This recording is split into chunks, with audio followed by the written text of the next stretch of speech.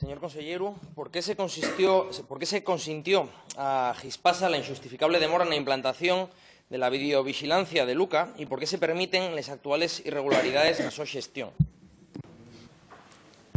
Sí, señor diputado, en su pregunta, evidentemente, muy propio, ya cuela cada vez más civilinamente la respuesta que usted quiere que le dé.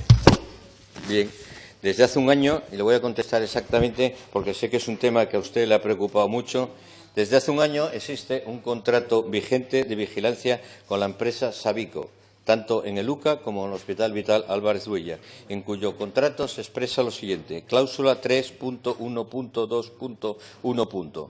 Requisitos generales del servicio. Las cámaras de seguridad que en su caso se instalen para la prestación del servicio se proporcionarán por Gispasa, no siendo objeto del presente contrato su suministro. No obstante, se podrían utilizar como soporte visual al servicio de vigilancia. El servicio de vigilancia y el control será una de las herramientas que desde el centro de control que se establezca y la gerencia de los hospitales UCA y Álvarez Duilla servirá para registro, control y detección de incidencias que permitirán el servicio de seguridad la actuación con mayor inmediatez y seguridad.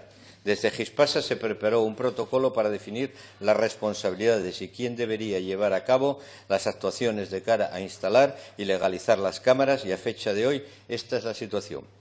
Las cámaras están instaladas de momento, pero no en fase de grabación, por lo que no se generan ficheros algunos que haya que regular en la Agencia de Protección de Datos.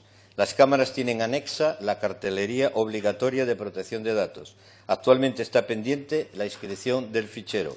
Tras hablar con los servicios jurídicos, se nos informó que es el propio SESPA quien ha de hacer el trámite de inscripción, tanto para Luca como el Hospital Álvarez Duilla, mediante la aprobación de una resolución firmada por el propio consejero de Sanidad y posteriormente requeriría su publicación en el BOPA. Una vez publicada, se ha de notificar a la Agencia Estatal de Protección de Datos y es en ese momento cuando las cámaras se podrían poner en funcionamiento en modo de grabación. Si decidimos, y entiendo que es su pregunta de por qué no se pusieron antes, pues evidentemente se pusieron cuando, de alguna forma, el Hospital Universitario Central de Asturias consideró pertinente y así lo solicitó a la empresa de gestión Gispasa. Señor consellero, yo cuando pido la hora, usted lo que me viene a responder siempre es pues, que llueve, ¿no? Normalmente, bueno, yo no sé si que no entiende les preguntes. Voy a descomponerla en dos partes. ¿Por qué 3 años de demora? ¿Por qué se consiente esto? ¿Y por qué se cometen irregularidades? En estos 3 años, el único elemento de seguridad del que disponía Luca era de un turno de 3 vigilantes para un espacio de 200.000 metros cuadrados. Eso es todo lo que disponía Luca. Y de ahí los robos y de ahí las agresiones que sufrió el personal durante este tiempo. Como poco para pedir perdón a la plantilla y a los usuarios.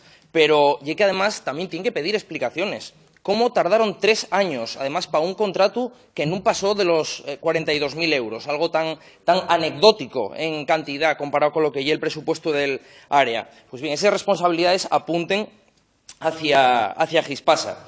Y que, además, cuando ponen en marcha las cámaras, faenlo mal y faenlo saltándose la Ley Oficial de Protección de Datos. Y usted dirá que no se están guardando archivos, pero que en una foto del periódico se ve cómo hay una cámara que está filmando. Y en esa cámara que está filmando se ve a personal de mantenimiento, que no es el personal que debería estar habilitado para gestionar estas imágenes. Porque se guarden o no, esas imágenes pertenecen a las personas que están siendo identificadas y solamente puede acceder a esas imágenes personal identificado claramente de seguridad o titular del personal titular del edificio.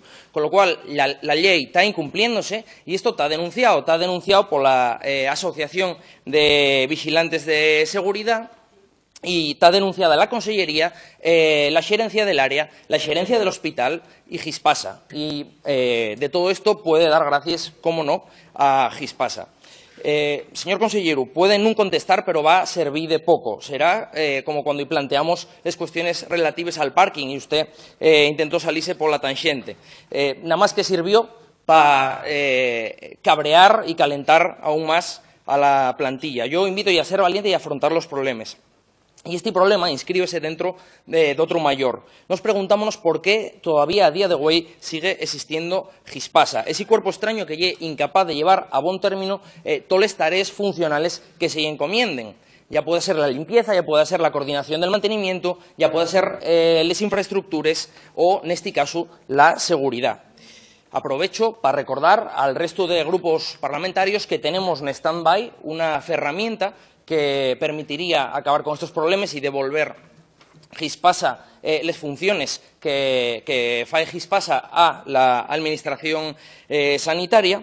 Y quiero aprovechar también para hacer mención al Grupo Parlamentario de Izquierda Unida, tender la mano para poner en práctica esta nueva vía que planteó el coordinador a este planteamiento de romper la inercia del Partido Socialista de 14 a 14.